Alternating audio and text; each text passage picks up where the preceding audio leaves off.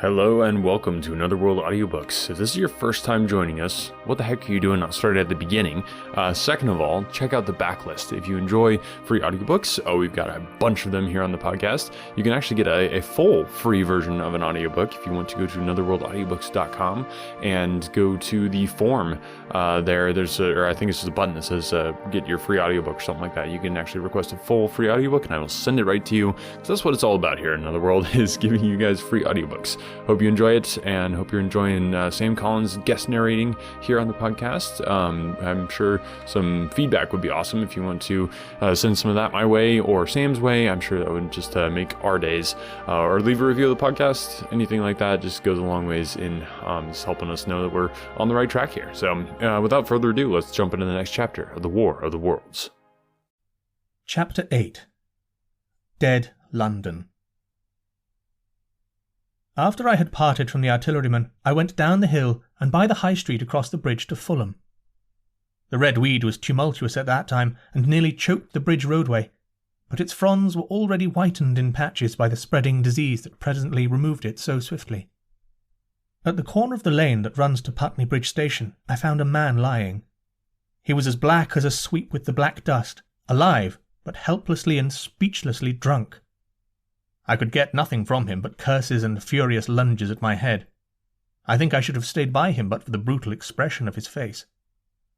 There was black dust along the roadway from the bridge onwards, and it grew thicker in Fulham. The streets were horribly quiet. I got food, sour, hard and mouldy, but quite eatable, in a baker's shop here. Some way towards Walham Green, the streets became clear of powder, and I passed a white terrace of houses on fire. The noise of the burning was an absolute relief. Going on towards Brompton, the streets were quiet again. Here I came once more upon the black powder in the streets and upon dead bodies. I saw altogether about a dozen in the length of the Fulham Road. They had been dead many days, so that I hurried quickly past them. The black powder covered them over and softened their outlines. One or two had been disturbed by dogs. Where there was no black powder, it was curiously like a Sunday in the city, with the closed shops, the houses locked up and the blinds drawn, the desertion and the stillness. In some places plunderers had been at work, but rarely at other than the provision and wine shops. A jeweller's window had been broken open in one place, but apparently the thief had been disturbed, and a number of gold chains and a watch lay scattered on the pavement. I did not trouble to touch them. Farther on was a tattered woman in a heap on a doorstep. The hand that hung over her knee was gashed and bled down her rusty brown dress, and a smashed magnum of champagne formed a pool across the pavement. She seemed asleep, but she was dead. The farther I penetrated into London, the profounder grew the stillness. But it was not so much the stillness of death. It was the stillness of suspense, of expectation. At any time, the destruction that had already singed the northwestern borders of the metropolis and had annihilated Ealing and Kilburn might strike among these houses and leave them smoking ruins. It was a city condemned and derelict. In South Kensington, the streets were clear of dead and of black powder. It was near South Kensington that I first heard the howling. It crept almost imperceptibly upon my senses. It was a sobbing alternation of two notes.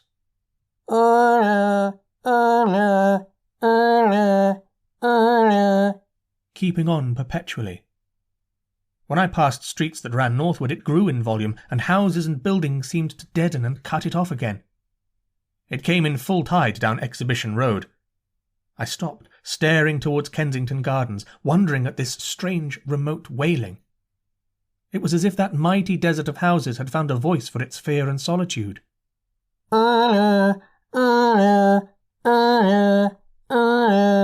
Wailed that superhuman note, great waves of sound sweeping down the broad, sunlit roadway between the tall buildings on each side. I turned northwards, marvelling towards the iron gates of Hyde Park. I had half a mind to break into the Natural History Museum and find my way up to the summits of the towers in order to see across the park. But I decided to keep to the ground, where quick hiding was possible, and so went on up the Exhibition Road. All the large mansions on each side of the road were empty and still, and my footsteps echoed against the side of the houses. At the top, near the park gate, I came upon a strange sight. A bus overturned and the skeleton of a horse picked clean. I puzzled over this for a time and then went on to the bridge over the Serpentine. The voice grew stronger and stronger, though I could see nothing above the housetops on the north side of the park, save a haze of smoke to the northwest.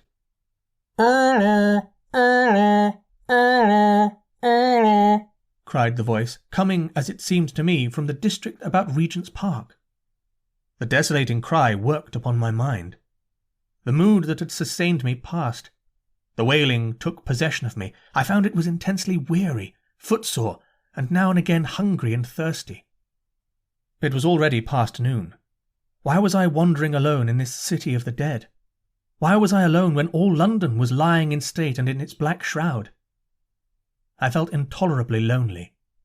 My mind ran on old friends that I had forgotten for years. I thought of the poisons in the chemist shops, of the liquors the wine merchant stored. I recalled the two sodden creatures of despair who, so far as I knew, shared the city with myself.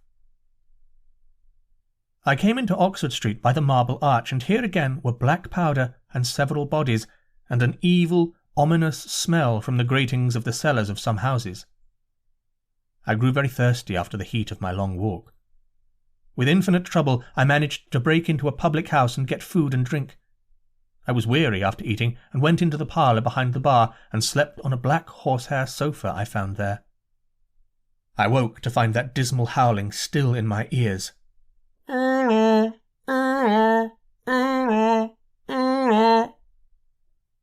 It was now dusk, and after I had routed out some biscuits and cheese in the bar — there was a meat safe, but it contained nothing but maggots — I wandered on through the silent residential squares to Baker Street. Portman Square is the only one I can name, and so came out at last upon Regent's Park. And as I emerged from the top of Baker Street, I saw far away over the trees in the clearness of the sunset the hood of the Martian giant from which this howling proceeded. I was not terrified. I came upon him as if it were a matter of course. I watched him for some time, but he did not move. He appeared to be standing and yelling for no reason that I could discover. I tried to formulate a plan of action. That perpetual sound of confused my mind. Perhaps I was too tired to be very fearful. Certainly I was more curious to know the reason of this monotonous crying than afraid. I turned back away from the park and struck into Park Road, intending to skirt the park, went along under the shelter of the terraces and got a view of this stationary, howling Martian from the direction of St. John's Wood. A couple of 100 yards out of Baker Street, I heard a yelping chorus and saw, first a dog with a piece of putrescent red meat in his jaws coming headlong towards me, and then a pack of starving mongrels in pursuit of him. He made a wide curve to avoid me, as though he feared I might prove a fresh competitor. As the yelping died away down the silent road, the wailing sound of reasserted itself. I came upon the wrecked handling machine halfway to St. John's Wood station. At first I thought a house had fallen across the road. It was only as I clambered among the ruins that I saw, with a start, this mechanical Samson lying, with its tentacles bent and smashed and twisted among the ruins it had made. The forepart was shattered. It seemed as if it had been driven blindly straight at the house and had been overwhelmed in its overthrow. It seemed to me then that this might have happened by a handling machine escaping from the guidance of its Martian. I could not clamber among the ruins to see it, and the twilight was now so far advanced that the blood with which its seat was smeared and the gnawed gristle of the Martian that the dogs had left were invisible to me. Wondering still more at all that I had seen, I pushed on towards Primrose Hill. Far away, through a gap in the trees, I saw a second Martian, as motionless as the first, standing in the park towards the zoological gardens, and silent. A little beyond the ruins, about the smashed handling machine, I came upon the red weed again, and found the Regent's Canal a spongy mass of dark red vegetation. As I crossed the bridge, the sound of ceased. It was, as it were, cut off. The silence came like a thunderclap. The dusky houses about me stood faint and tall and dim. The trees towards the park were growing black. All about me, the red weed clambered among the ruins, writhing to get above me in the dimness. Night, the mother of fear and mystery, was coming upon me. But while that voice sounded, the solitude, the desolation, had been endurable. By virtue of it, London had still seemed alive, and the sense of life about me had upheld me. Then suddenly a change, the passing of something, I knew not what, and then a stillness that could be felt. Nothing but this gaunt quiet. London about me gazed at me spectrally. The windows in the white houses were like the eye sockets of skulls. About me my imagination found 1,000 noiseless enemies moving. Terror seized me, a horror of my temerity. In front of me the road became pitchy black as though it was tarred, and I saw a contorted shape lying across the pathway. I could not bring myself to go on. I turned down St. John's Wood Road and ran headlong from this unendurable stillness towards Kilburn. I hid from the night and the silence until long after midnight in a cabman's shelter in Harrow Road. But before the dawn my courage returned, and while the stars were still in the sky, I turned once more towards Regent's Park. I missed my way among the streets, and presently saw down a long avenue, in the half-light of the early dawn, the curve of Primrose Hill. On the summit, towering up to the fading stars, was a third Martian, erect and motionless like the others. An insane resolve possessed me. I would die, and end it, and I would save myself even the trouble of killing myself. I marched on recklessly towards this Titan, and then, as I drew nearer and the light grew, I saw that a multitude of black birds was circling and clustering about the hood. At that my heart gave a bound, and I began running along the road. I hurried through the red weed that choked St. Edmund's Terrace. I waded breast high across a torrent of water that was rushing down from the waterworks towards the Albert Road, and emerged upon the grass before the rising of the sun. Great mounds had been heaped about the crest of the hill, making a huge redoubt of it. It was the final and largest place the Martians had made, and from behind these heaps there rose a thin smoke against the sky. Against the skyline an eager dog ran and disappeared. The thought that had flashed into my mind grew real, grew credible. I felt no fear, only a wild, trembling exultation as I ran up the hill towards the motionless monster. Out of the hood hung lank shreds of brown, at which the hungry birds pecked and tore. In another moment I had scrambled up the earthen rampart and stood upon its crest, and the interior of the redoubt was below me. A mighty space it was, with gigantic machines here and there within it, huge mounds of material and strange shelter places. And scattered about it, some in their overturned war machines, some in the now rigid handling machines, and a dozen of them, stark and silent and laid in a row, were the Martians. Dead. Slain by the putrefactive and diseased bacteria against which their systems were unprepared. Slain as the red weed was being slain, slain after all man's devices had failed, by the humblest things that God, in his wisdom, has put upon this earth. For so it had come about, as indeed I and many men might have foreseen had not terror and disaster blinded our minds. These germs of disease have taken toll of humanity since the beginning of things, taken toll of our pre-human ancestors since life began here. But by virtue of this natural selection of our kind, we have developed resisting power.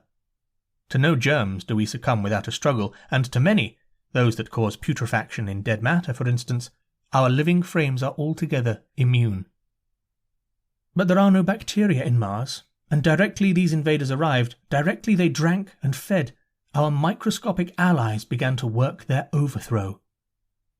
Already when I watched them they were irrevocably doomed, dying and rotting even as they went to and fro.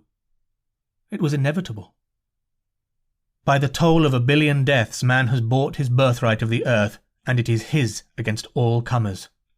It would still be his were the Martians 10 times as mighty as they are. For neither do men live nor die in vain. Here and there they were scattered, nearly 50 altogether, in that great gulf they had made, overtaken by a death that must have seemed to them as incomprehensible as any death could be. To me also at that time this death was incomprehensible. All I knew was that these things that had been alive and so terrible to men were dead. For a moment I believed that the destruction of Sennacherib had been repeated, that God had repented, that the angel of death had slain them in the night. I stood staring into the pit, and my heart lightened gloriously, even as the rising sun struck the world to fire about me with his rays.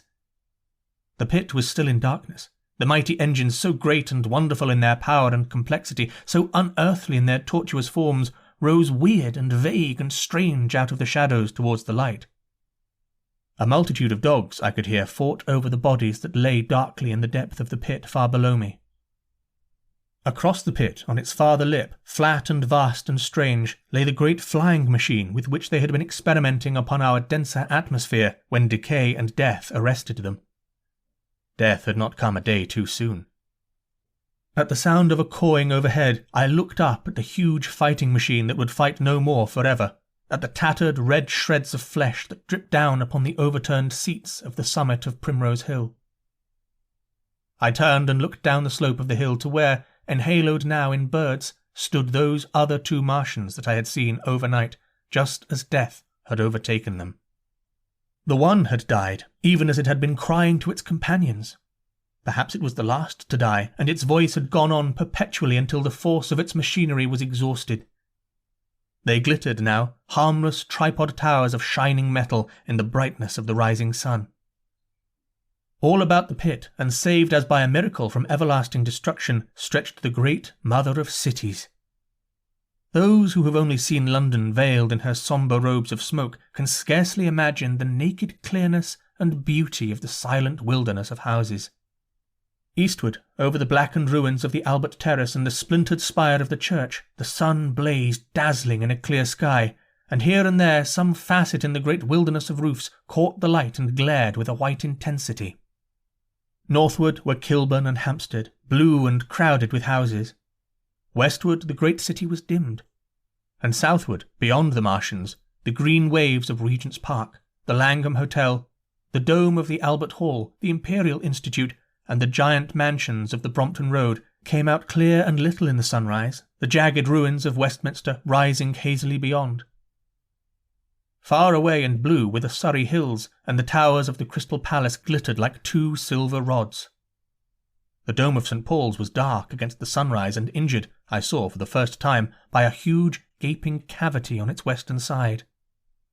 And as I looked at this wide expanse of houses and factories and churches, silent and abandoned, as I thought of the multitudinous hopes and efforts, the innumerable hosts of lives that had gone to build this human reef, and of the swift and ruthless destruction that had hung over it all, when I realized that the shadow had been rolled back, and that men might still live in the streets, and this dear, vast, dead city of mine be once more alive and powerful, I felt a wave of emotion that was near akin to tears. The torment was over. Even that day the healing would begin. The survivors of the people scattered over the country, leaderless, lawless, foodless, like sheep without a shepherd, the thousands who had fled by sea would begin to return.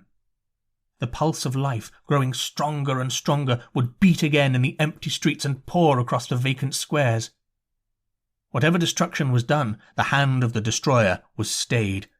All the gaunt wrecks, the blackened skeletons of houses that stared so dismally at the sunlit grass of the hill, would presently be echoing with the hammers of the restorers and ringing with the tapping of their trowels. At the thought, I extended my hands towards the sky and began thanking God. In a year, thought I, in a year. With overwhelming force came the thought of myself, of my wife, and the old life of hope and tender helpfulness that had ceased forever.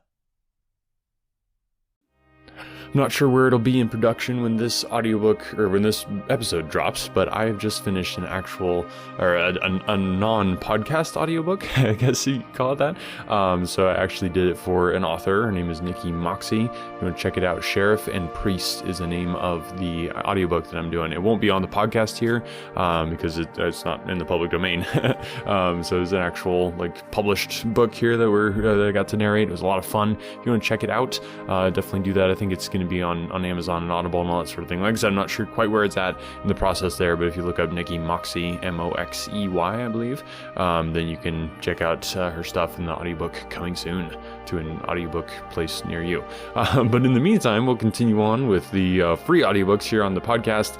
And I hope you guys are enjoying it. Remember to share the podcast with somebody that you know who might enjoy a free audiobook. Thank you so much to our patrons, Sharon, Ariella, and Brianna. You guys make the podcast possible. If you want to become a patron, go to anotherworldaudiobooks.com. Check it out. Some awesome perks for joining in the club there. So thank you guys for listening, and we'll catch you next week.